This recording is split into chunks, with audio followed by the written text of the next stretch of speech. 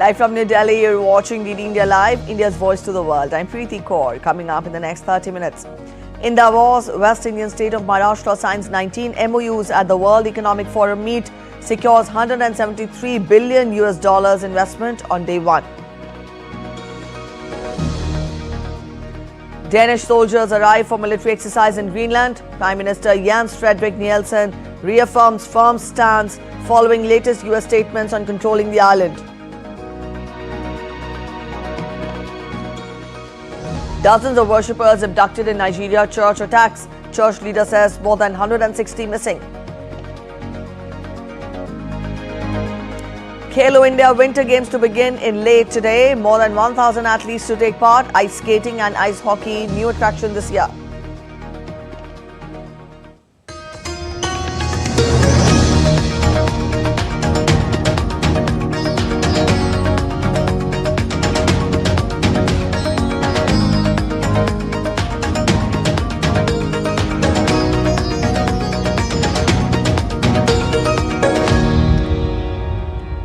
Let's get to updates from the World Economic Forum in Davos first. West Indian state of Maharashtra opened the World Economic Forum 2026 with a record $173 billion of investment on the first day of the annual meeting. State government of Maharashtra on Monday signed 19 MOUs involving investment commitments worth $173 billion and over 15 lakh jobs on the first day of the annual meeting in Davos. These MOUs are across sectors and underscore strong global confidence in Maharashtra's consumer markets, infrastructure readiness and long-term growth fundamentals.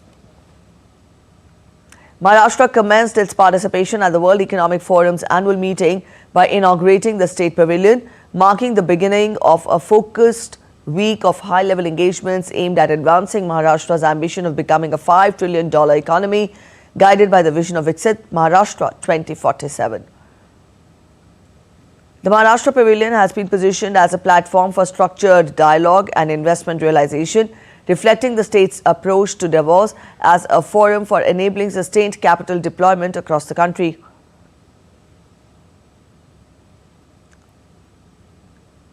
This also involves consumer markets, hospitality and infrastructure, including core and digital.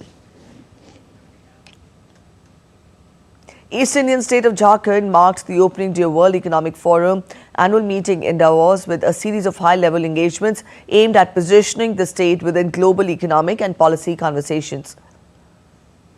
Jharkhand Chief Minister, in a social media post, termed day one in Davos as historic. He said that the discussions took place on investments in new age green steel technology in Jharkhand with Tata Steel, investments in urban mobility and other sectors with the Sweden-India Business Council.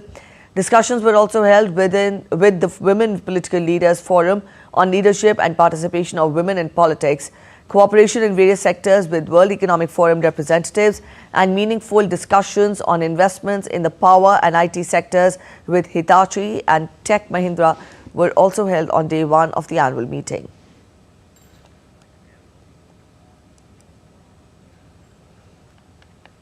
Prime Minister Narendra Modi welcomed President of UAE Mohammed bin Zayed Al Nahyan and his family at his residence in New Delhi on Monday.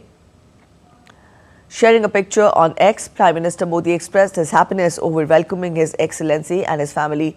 Prime Minister also wrote, and I quote him, "The presence of the members of the family of His Highness Sheikh Mohammed bin Zayed Al Nahyan during the UAE's Year of Family lends special significance to the visit. It reflects the enduring bonds of trust and people-to-people ties between India and the UAE and reinforces confidence in a bright future for our comprehensive strategic partnership."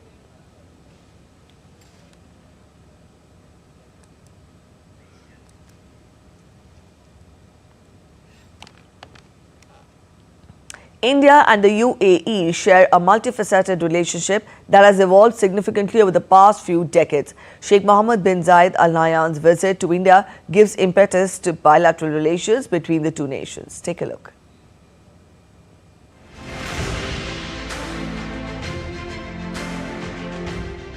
India and the United Arab Emirates share centuries-old trade links, but ties entered a new era in 2015 when Prime Minister Narendra Modi visited the UAE, the first visit by an Indian Prime Minister in 34 years.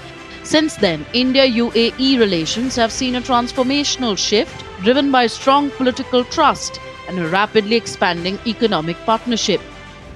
Prime Minister Modi has visited the UAE 7 times in the last decade. During his 2019 visit, he was conferred with the UAE's highest civilian honor, underlining the deepening strategic bond between the two countries. Economic cooperation gained major momentum with the signing of the Comprehensive Economic Partnership Agreement, or CEPA, in 2022. Under CEPA, tariffs have been reduced or removed on over 80% of products, giving UAE exports greater access to the Indian market.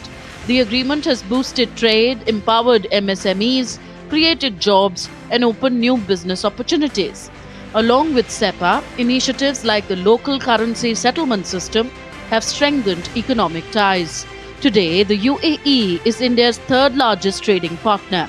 Bilateral trade has surged from just $180 million annually in the 1970s to a record $100 billion plus in fiscal year 2024-25. The UAE is India's second largest export destination, while India is the UAE's second largest trading partner. India's UPI and RuPay card systems are operational in the UAE, facilitating seamless digital payments for millions. Now, non-resident Indians in the UAE can also access UPI without having an Indian mobile number. This milestone significantly improved the digital payment experience for the Indian diaspora and tourists in the UAE. Investment is a key pillar of the partnership. The bilateral investment treaty came into force in August 2024. UAE investments in India now stand at $22.84 billion with a long-term commitment of $75 billion for infrastructure. Cooperation has expanded into new sectors including AI, renewable energy, fintech, healthcare, and critical minerals. People-to-people ties remain a strong foundation. Indians form the largest expatriate community in the UAE. In February 2024, Prime Minister Modi inaugurated the first Hindu temple in Abu Dhabi, further strengthening cultural bonds. Sheikh Mohammed bin Zayed Al Nahyan's third official visit to India as UAE President reflects the depth and momentum of a relationship that has evolved into a comprehensive strategic partnership. Tripti Tripaঠি's report for DD India. Also, DD India's Jessica Taneja spoke with the Polish foreign minister about the focus of his visit and what to expect from this week's EU heads of state meeting on concerns over potential US tariffs. You said cross-border terrorism was the focus between the two of you when you met your counterpart, Dr. S. Jaishankar, just a short while ago. Can you tell us a bit more about that? You said you're quite familiar with the region and the challenges, especially that it faces from cross-border. What more can you tell us, and what kind of assurances have you given or received from the other side? Certainly the subject came up because we all want our people to live in security. We don't like it when Russia blows up railway lines in Poland, and you don't like it when a neighboring country sends terrorists across your border. That goes without saying. The condemnation of terrorism is something that doesn't need justification. This coming week, EU heads of state are meeting on a possible, solution to what President Donald Trump's 10% tariff would mean starting February 1st week. There are also talks of looking into actions like the trade bazooka. Is that something on the charts? Is that something you're exploring? I believe it will be on the agenda because the agreement that we made last year with the United States was supposed to be a final one, and it doesn't seem to be the final one. And there are new facts, as you know. The Indian Navy's sail training ship INS Sudarshani embarking on the flagship voyage of Lokayan 26 on Tuesday, a 10-month transoceanic expedition. Reflecting India's rich maritime heritage and the vision of Vasudhaiva Kutumbakam across the oceans, the ship will sail over 22,000 nautical miles, visiting 18 foreign ports across 13 countries. The key highlight of the deployment will be INS Sudarshani's participation in various prestigious international tall ship events, that is Escale and Seth in France and Sail 250 in New York, USA. In both these events, INS Doordarshan will be representing India's proud seafaring legacy and maritime traditions. During the course of the voyage, over 200 Indian Navy and Indian Coast Guard trainees will undergo intensive sail training, gaining invaluable experience in long-range ocean navigation and traditional seamanship at sea. The Government of India has invited approximately 10,000 special guests from diverse walks of life to witness the 77th Republic Day Parade on January 26, 2026 at Kartavya Path in the national capital, New Delhi. The invitees include meritorious citizens, exemplary workers and representatives from various sectors who have made significant contributions to the society. The special guests will have the unique opportunity to view the Grand Parade up and close, interact with respective union ministers, fostering greater public engagement with national leadership. This initiative aims to honor outstanding individuals and enhance inclusivity in the Republic Day celebrations, reflecting the theme of collective national pride and progress.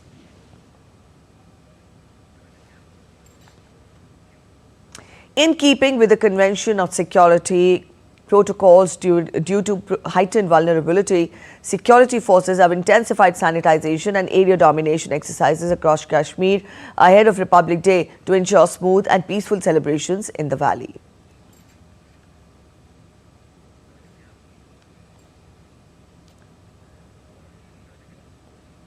You're watching DD India Live. We're heading for a short break, but after the break, Syrian forces launch offensive on Kurds in north. Turkey praises the operation. Iran warns protesters who join riots to surrender within 3 days. Novak Djokovic decimates Spain's Pedro Martinez on his way to clinching 100th victory at the Australian Open.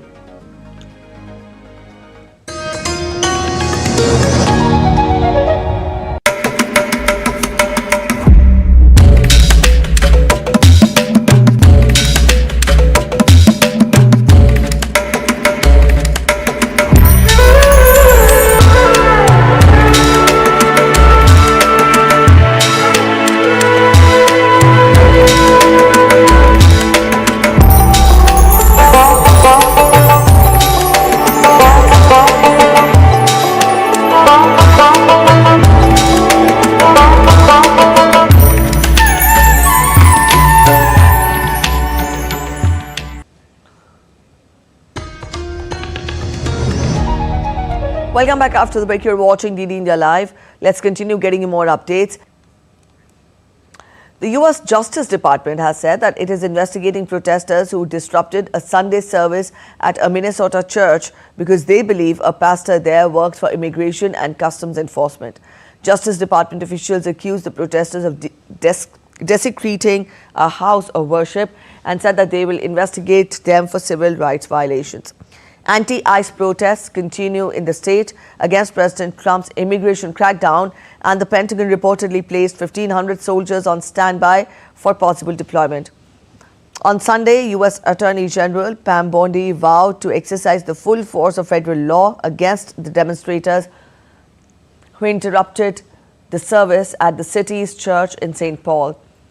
Later on Monday, Assistant Attorney General Harmeet Dillon said on X that the Justice Department will pursue federal charges in this case.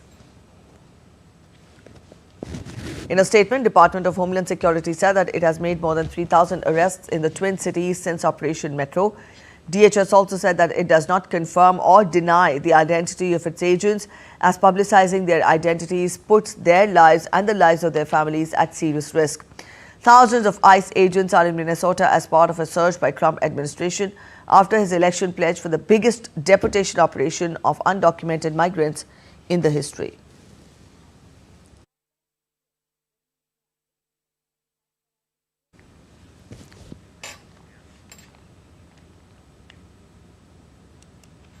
Iran's police chief has warned protesters involved in what authorities call riots to surrender within 3 days or face strict legal action, while promising leniency for those misled into going into the unrest. At the same time, Iran's leadership pledged to urgently address economic grievances that triggered the demonstrations, even as they vowed harsh punishment for those accused of orchestrating the violence. The protests represent one of the most serious challenges to the government in years, with the true's scale of crackdown unclear and a prolonged internet shutdown. The UN has raised concerns over possible executions, calling them a tool of intimidation. Limited internet access is expected to be gradually restored.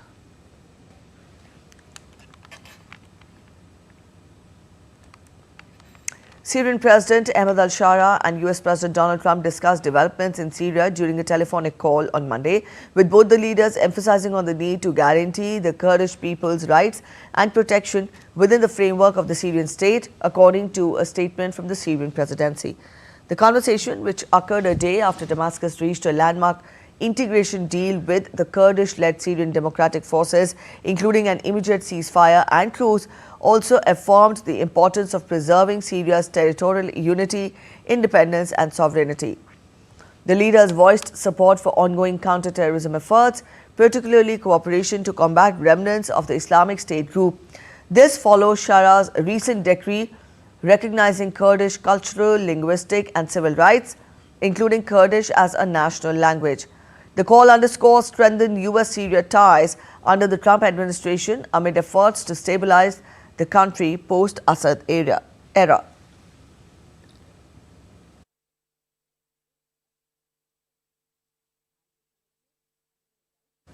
North Korean leader Kim Jong-un dismissed cabinet vice premier Yang Sang-ho on Monday, as reported by state media KCNA on Tuesday. The firing took place during an inspection of the Yongsan Machine Complex modernization project, where Kim cited Yang's irresponsibility and passiveness for project setbacks, economic issues and avoidable disruptions.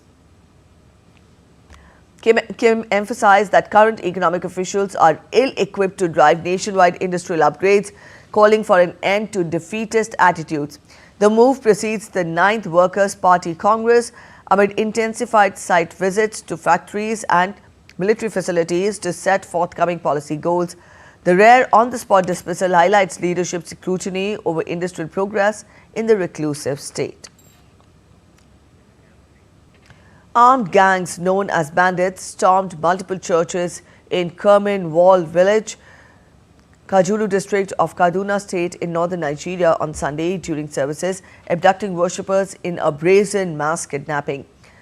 Reverend Joseph Hayab, head of the Christian Association of Nigeria for the North, said that 172 people were initially seized from the church, with 9 escaping, leaving 163 still held captive.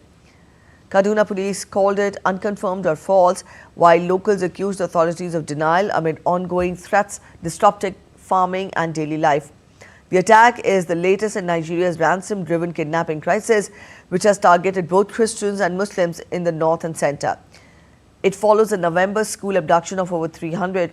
Experts describe banditry as a profit-seeking industry, with more attacks likely in hotspots like Kajuru amid farmer-herder clashes.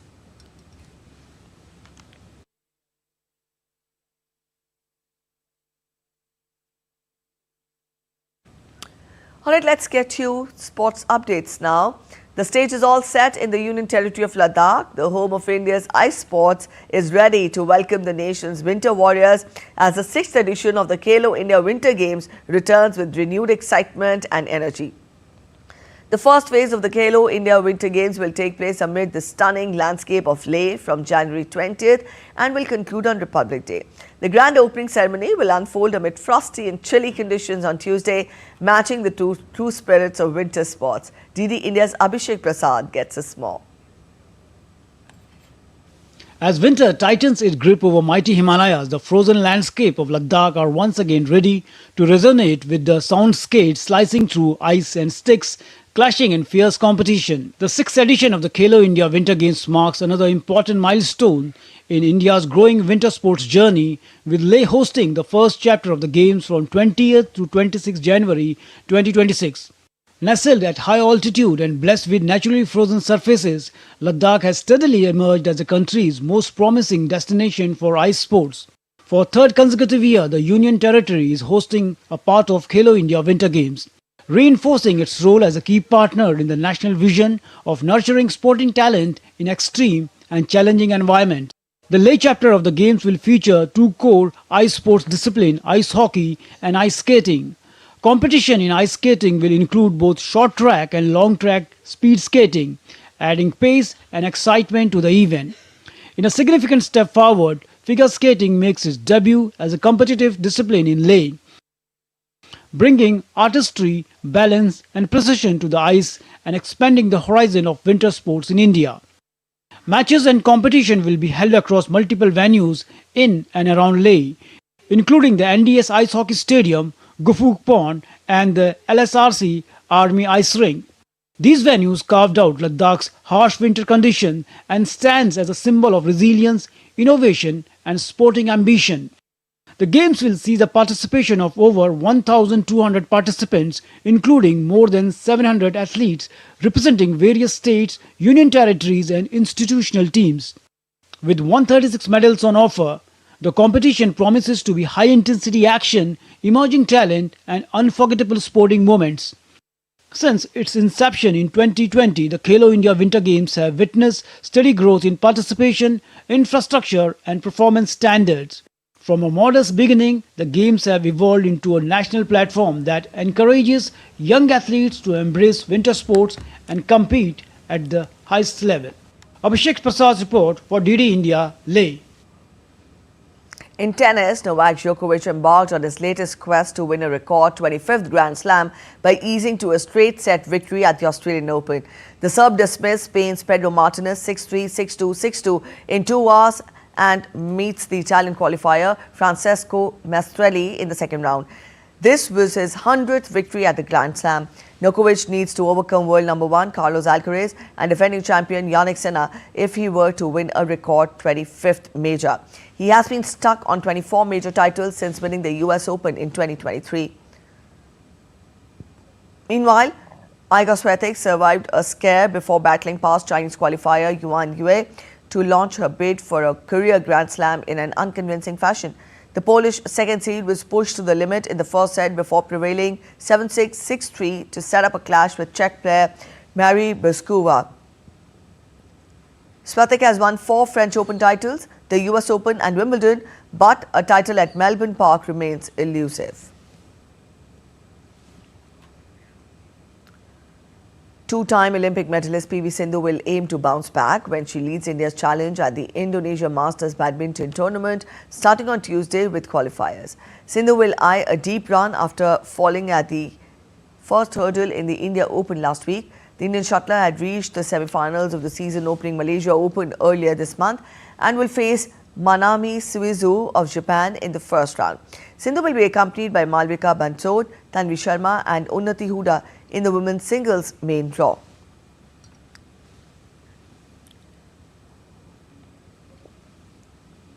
India's top men's singles player Lakshya Sen will look forward to carry the positives from his quarter-final run at the India Open last week. Former world number 1 Kidambi Srikanth is also in the men's singles draw along with compatriots HS Pranoy, Tarun Manepalli and Ayush Shetty.